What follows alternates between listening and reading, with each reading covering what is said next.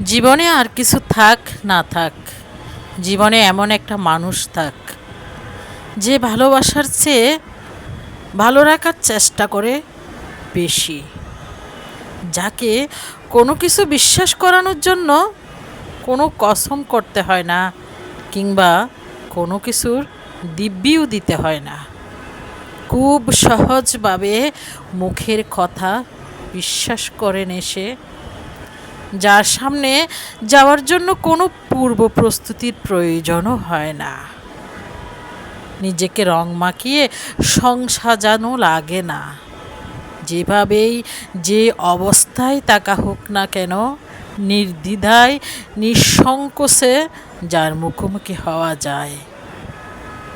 দিন শেষে চোখ বন্ধ করে প্রশান্ত মনে যার প্রতি পূর্ণ আস্থা রাখা যায়।